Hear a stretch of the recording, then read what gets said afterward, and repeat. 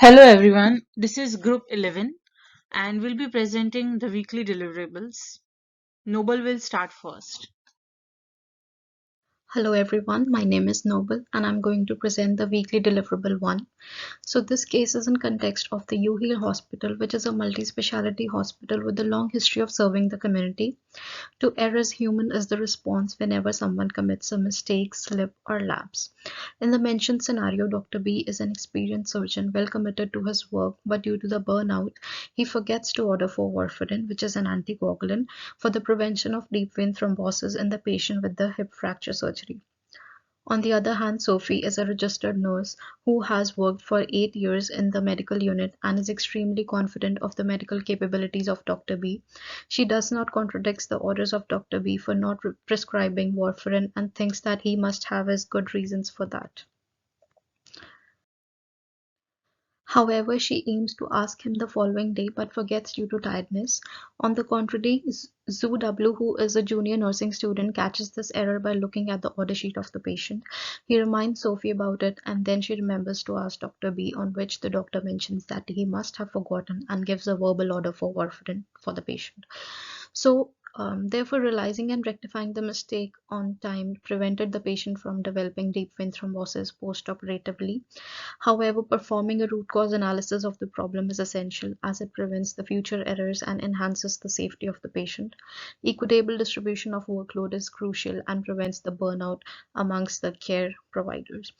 Recording and reporting the omissions timely without the blame game is extremely important in conjunction to improving the system features such as EMR is also essential to prevent such errors in the future.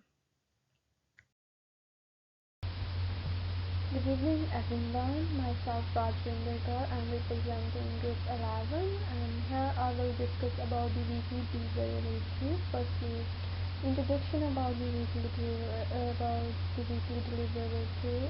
It's based upon the scenario and demonstrative scenario is completely based on the medical errors and its outcomes.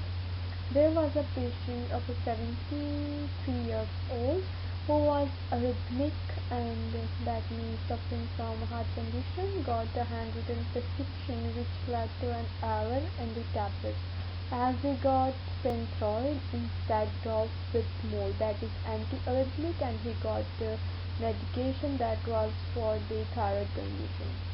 The main cause of the life-threatening error has been discussed and various measures are discussed and suggested to reduce the chances of error in the future as it can be harmful for the patient as well as for the organization. Various reasons for the occurred mistake are kept in the investigating process, such as that error can be occurred due to workload or burnout or something else. So all are figured out. So after discussing about what is the case and how it is related to the medical condition and how it impacted the patient. Firstly, then there is the how system can be improved so that future can be saved in case of medication errors. The system to improve the errors.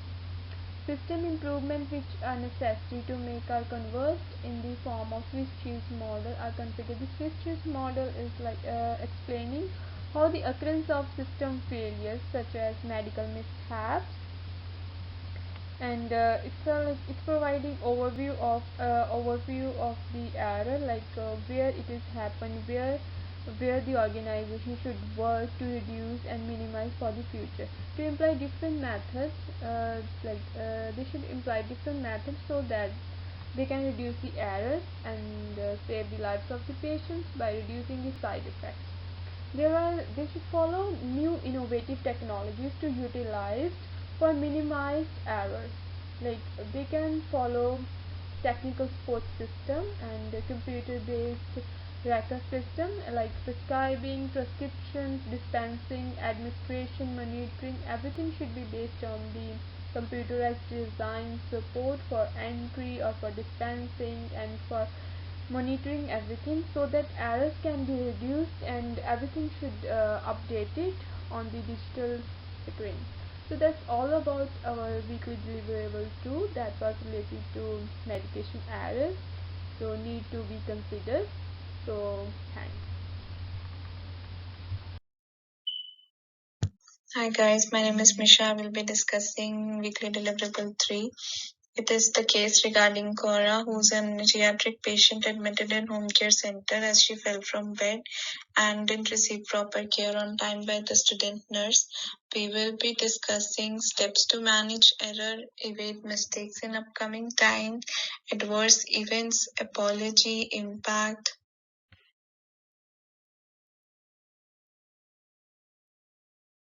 root cause analysis, reporting adverse events, and ways to manage falls, like observe the patient and supervise him or her regularly that he or she won't fall, raise the bedsides to avoid fall, check the conscious level, blood pressure of the patient before letting them get up from the bed, assess patients like terminally ill or old age patients in walking, and bells can be provided to them so that whenever they want to go washroom or want to talk to nurse or other attendants, it can help it. Everyone, my name is Navjot and today I'm going to discuss about weekly deliverable 4. So this case is all about patient safety and human errors, in which a dentist was about to administer a wrong anesthetic to the patient.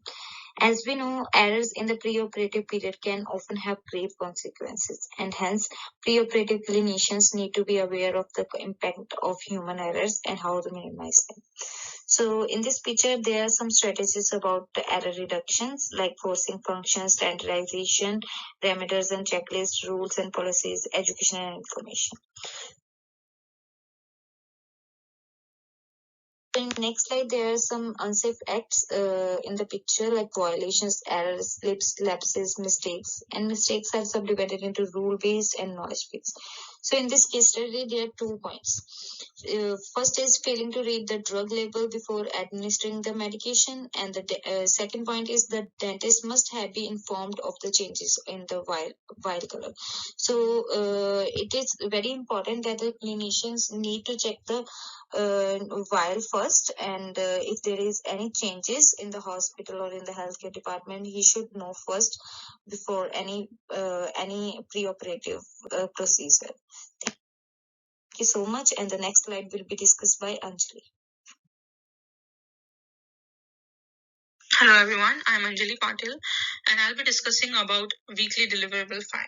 This case was about cultural competence and palliative care and hospice care.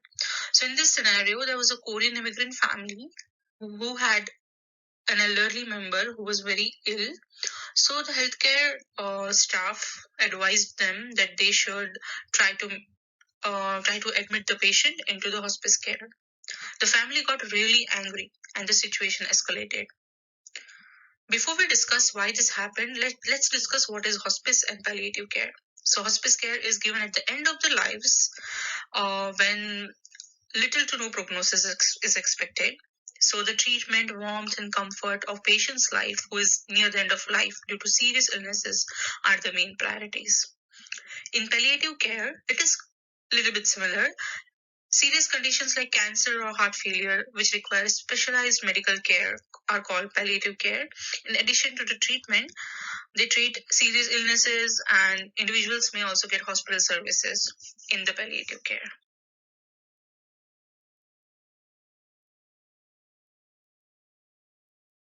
So when we were discussing about this case study, we discussed what was the role of cultural incompetence in addressing these challenges. For example, the Western society and the Western countries are very acceptive for such kind of treatment protocols.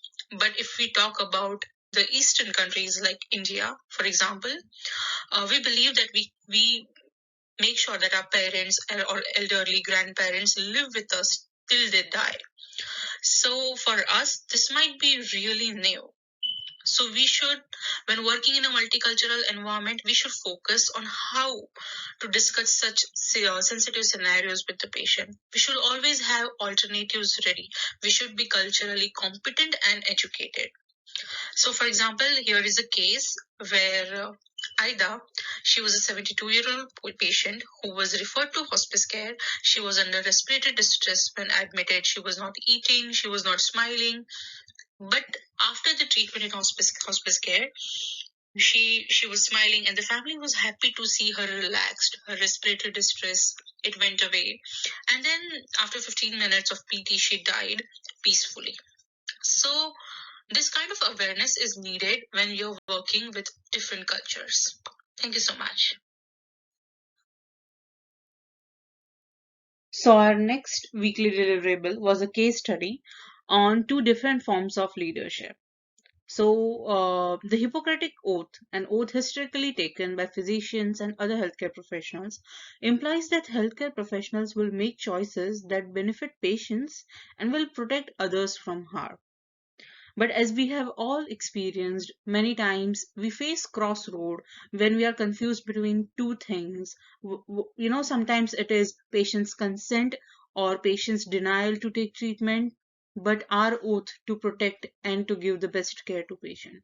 So, given were two cases, first one in which a patient is in ER, incapable of giving consent, and her husband is not responding to the calls, creates a what if situation.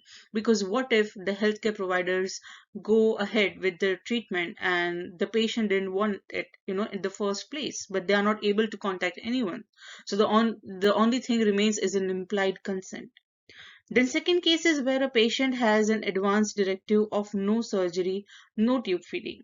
When the patient has difficulty eating, her daughter requests for tube feeding, as it is not a serious illness but just a nutrition difficulty. Such cases and such scenarios, they create lots of questions like what is important? Is patient's consent more important or their life? Like, will you be saving a patient's life or respecting their decision to end it? Is DNR or DNR is do not resuscitate or not giving treatment breaking the oath we take? Because we are allowing the patient to die or not to choose a treatment. So are we breaking the oath we take? How to address it? Is advance directive followed in all circumstances like given in the second case? So such kind of conflicts and ethical dilemma, they are always surrounded by beneficence, which is to give care to the patient, and the patient's benefit is the priority. Then autonomy, that the patient should be informed about everything he or she will be given as a treatment. And consent, informed consent is the one where the patient gives a consent without any kind of influence. So such kind of dilemmas are always surrounded by these principles, but and it always challenges our decision making skills and critical thinking skills. So this case study was all about that. Hello everyone, my name is Nobel and I'm going to present the weekly deliverable 7. So that was on the strategic planning and techniques for the North York General Hospital, which we have selected for this. So in the weekly deliverable 7, the stability and improvement of the North York General Hospital's care have been discussed by analyzing various data such as vision and mission that are considered a significant part of quality care, comparing previous year's data and discussing various chances. In North York, Ontario, there are 192 long-term and 435 acute beds. It entails offering integrated care, being a world-class learning community, and investing in the future. The goal of NYGH's, that is North York General Hospital's strategic plan for the 2020 to 2025, is to think beyond. That's the name of that project, to improve community health. Development of North York General Hospital.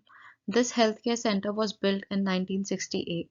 It was built with 50 beds capacity, but later it included more than 500 beds to provide better services to the patients or clients. They started serving seniors, children, and other care seekers. Specialized long-term care department was opened separately. The hospital looks forward to completing its new patient care and tower and long-term care home projects. However, the future will bring the biggest challenge of hiring healthcare staff. There has always been an employee shortage in the healthcare, as we all know. Another challenge would be maintaining the inflow of the patients and deciding on their accommodation, parking, waiting areas, and sanitization. Although there is huge building of the care tower and the long-term home, but still there are many challenges like employee shortage and accommodation for the patients, parking, waiting areas, and sanitization. Our next weekly deliverable, the eighth one, was about homelessness and healthcare. So the main content was the issues contributing to homelessness, the barriers to healthcare for individuals who are homelessness, how they are provided healthcare, and the key characteristics of quality healthcare for the homeless. So given was the case of a guy named Dylan who was a delivery driver and financially stable in his young age. He had a family, he was living in a two-bedroom house. But later on, he was laid off from his job, which happened a lot in the last 3 years from when COVID started. So he started drinking a lot, he got divorced, he had no money and became homeless. So once he got injured, got infected with fever and chills, and he felt embarrassed about his condition and did not see a doctor until someone called 911 for him. He got socially inactive and his wife left him. He had no money, and the result was he was homeless. So, after going through a lot, he was later approached by a team who treated him with respect, and then he was offered behavioral therapy. His condition progressed a lot. He was showing excellent progress. He started getting involved socially. He quit drinking and started looking for a job and for a home with the help of the recreational team. Discussing about this case scenario was very interesting for our group because all of us had some experiences with homeless people in our whole life. So when we were discussing about it, the main point was that most of the homeless people have had stable life at some point in their life. They were educated, they were financially stable, and something just changed in their life and they became homeless. So we reviewed that how behavioral therapy can prevent this from happening and can rehabilitate a homeless person. That rehabilitation and support from professionals like from psychiatrists and like from the medical staff could help the homeless people rehabilitate and start a new life. And there should be healthcare support for homeless people. Sometimes they are not able to contact the hospital directly, they are ashamed or embarrassed about themselves, so there should be, and we can make some changes in the society such that people start taking responsibility for the homeless people and they contact the healthcare and the hospitals whenever needed. Hi, my name is Misha. I will be discussing weekly deliverable 9, leadership styles and its managements. So this weekly deliverable is about two forms of leadership styles and its pros and cons. The former case accentuates Lincoln, who switches his leadership style from managerial to participative management after reading an article on the same and tries to delegate more power to his co-workers, involving them in the decision-making process. In the latter case, it is seen that Elijah Myler has many highly trained professionals under her. The department seemed to run smoothly all by itself until Mason, one of the best employees, seemed to spend more time on activities out of the office and often came late, encouraging others to do the same. So the next slide is managerial versus participative management. A manager makes decisions alone without involving the people working with him. Management involves dominating a group of people to fulfill a specific goal, contrary to leadership, which entirely means a person and ability to move and to motivate, affect, and empower others to contribute to the success of an organization. Prior to experimenting with participative management, Lincoln seemed to follow the managerial style of leading HR department in New Hill Hospital. A manager needs to communicate more effectively with his team and seem to impose their decisions on them.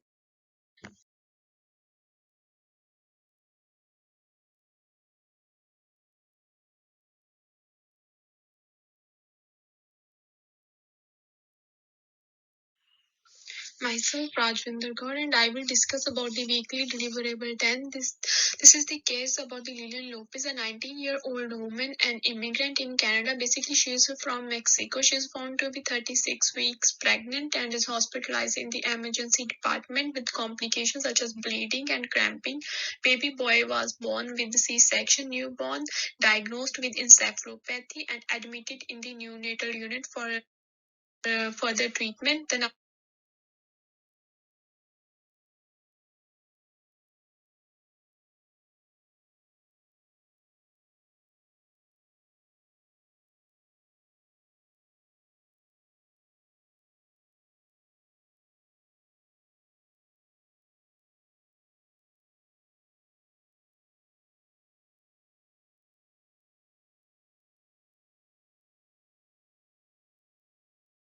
after that, there's the findings about this scenario.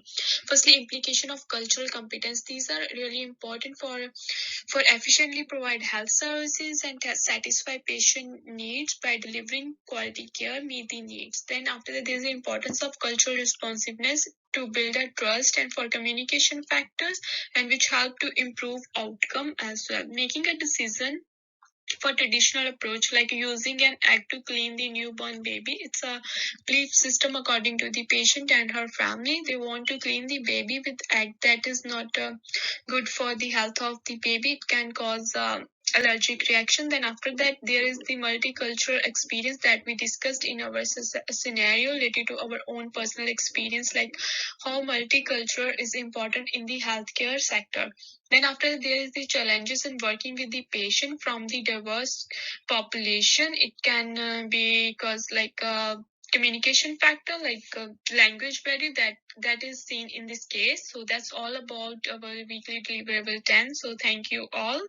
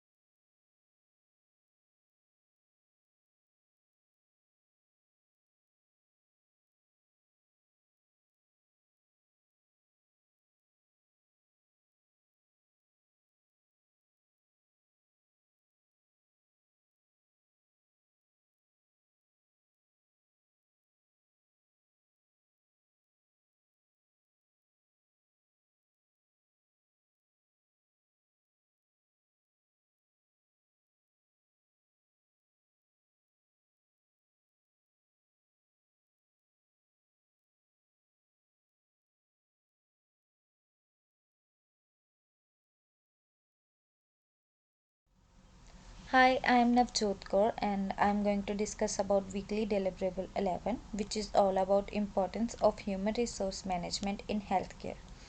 So firstly, introduction. So this case study is all about challenges like staff shortages, turnover rates, workers burnout, record compliance, and managing the young workforce, and how these all challenges affect the safety of the patient in the health departments. So these all are the challenges that affect the safety of the patient. First is employee burnout, which can lead to error, mistakes, and lapses. And another challenge is worker responsibility and managing the younger employees. And the third is records compliance, which is crucial as failure to store employee records securely can result in fraud and identity theft.